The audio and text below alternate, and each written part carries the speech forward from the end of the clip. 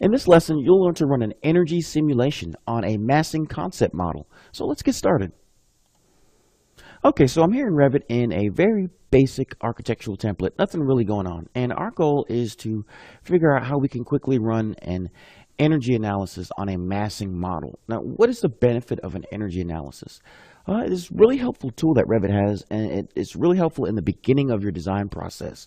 So as you're working with forms, you can experiment with different forms, and then you can run an energy analysis on each one of the forms of your concept to see which one could be the most beneficial as far as its energy consumption and things of that nature. So let's go ahead and dive right in, and I'll show you how this neat tool really works. So what we'll do, the first thing we need to do is actually create a mass. Before I create my mass, I'm going to add some levels real quick.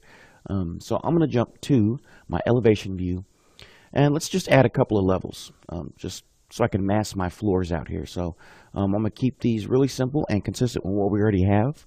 So they'll be spaced out at about 10 feet. So I'll add about 2 more floors, so we have 4 floors in place. So now that I have that, I am going to jump to my 3D view. And what we want to do is mass in place. So we're going to go massing in site, mass in place. And you could do this, you could create this mass in a massing template if you wanted to, a family folder. But we're going to do it here in our actual project. So we're going to do this in place. Now this window you see here is just Revit letting me know, hey, we need to enable the massing view. I'm cool with that, so we'll say close. We can name our mass here mass 1. And let's just place a really simple form in place. We want to see how this process works. I'm not too worried about making something too gorgeous right now. So now that I have my form in place, I'm going to click Create Form. And we're going to create a height of, let's say, 40 feet. And now in order for me to be able to run this simulation on this mass form here, I've got to have my floors massed in place. In order for Revit to have that simulation run, it's got to have an enclosed space. So it's going to automatically assume that this form is going to be the walls and the floors are in place. So I'll show you how this works real quick. So we'll click on our massing model. We're going to mass floors for each one of our floors. And now we're going to go analyze this model. So we're going to go Analyze tab, and we have our Energy tab. And this is what we're going to be working out of here, this Energy button drop down. Now there's 2 ways you can run your simulation. You can run one on building elements, and we're going to do that in the next lesson. But we're concerned with doing this in a conceptual mass mode. So we'll go ahead and click that. And you notice when I did that, it automatically enabled this right here. So what we need to do first is energy settings. And I really like this one here, because what you get to do with this window here is you actually get to tell Revit where this model is, what type of building this model is, what's my target glazing percentage, and it will create an energy model based on the information that I just gave it. So let's start out with the building type. We'll assume this is office building here, but if you wanted to, we go to the drop down and we can choose from a number of buildings. But I'm happy with this office building here. Here's my favorite part here is actually going and choosing the location. And what Revit's doing is actually getting information from the weather station closest to your site. And that's how it's able to get this information and really apply it to what we got going on with our massing model. So at this point, you can put in a location here, right under here underneath project address. I've got a few of them in already. So I'm going to say this particular mass is going to be in Oklahoma City. So I'll click OK. I'm going to say continue with the entered address, and you can see it right here. Perfect. So I'm going to leave my target percentage glazing at 40% for right now, and I'm going to show you what this does to our model. So right now I'm going to click OK. And once we have our energy settings, now we have to enable the energy model. And you see when I did that, it automatically created this really weird looking model. And what it did was it kind of gave me a direction to go with how I want my glazing look. This model is actually mostly tied to your target percentage glazing. So I'll show you what I'm talking about. So we'll go back to energy here, and we can go back to energy settings, and let's change this 40. We'll double it up. We'll go to 80 for right now. And I'm going to go to 80. I'll click OK, and you can see how my model has changed. So the way this model looks is tied directly to what's going on with our glazing. So next I'm going to go back to the drop down, and we need to run an energy simulation. And once I click this button, Revit's going to run a simulation. It's going to take a couple of minutes. So what I'll do is I'll click the button, I'll pause the video, and when I come back, I'll show you the results. So just bear with me and I'll see you here in just a second.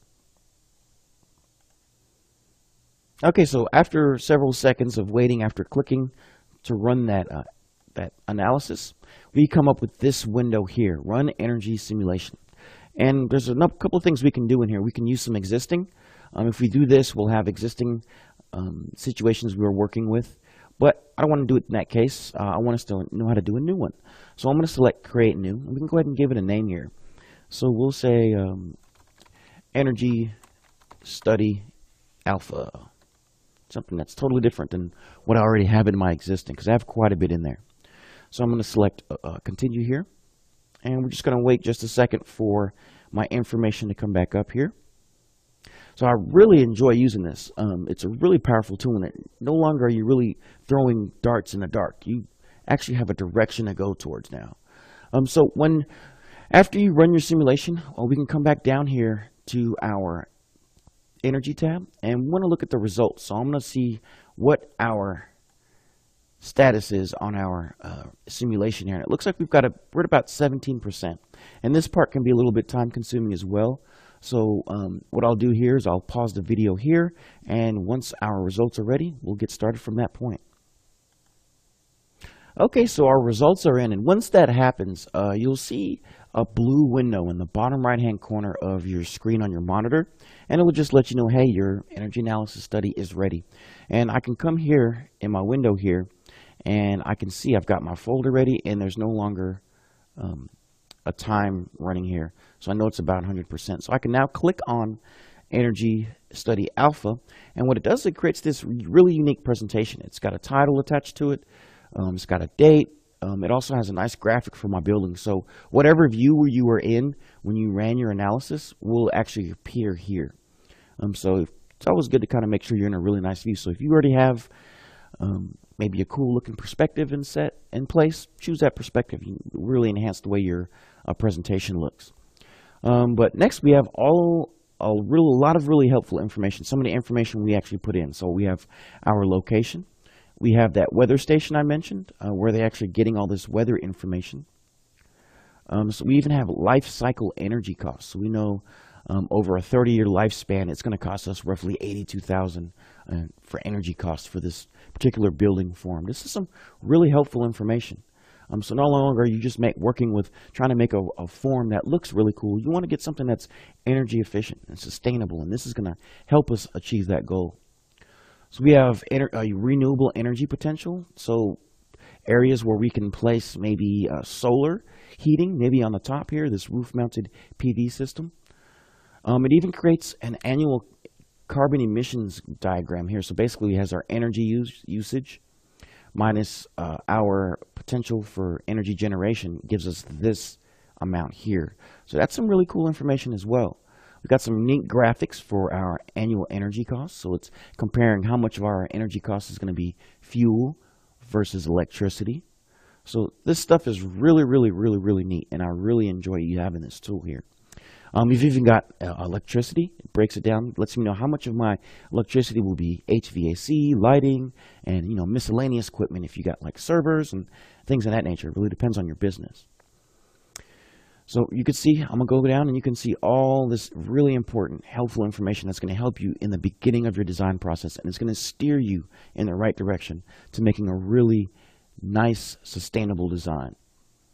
So you can see some more information, and we've got windrows information. All this comes from the weather station that we selected in our site area. So really helpful. No longer do I have to go do these crazy searches and spend time doing these searches. I get this kind of information all in Revit. So I'm really excited to show this tool to you, and in the next lesson I'm going to show you how we can use this similar process to a building that's already got its architectural components in place. So I'll see you in the next lesson.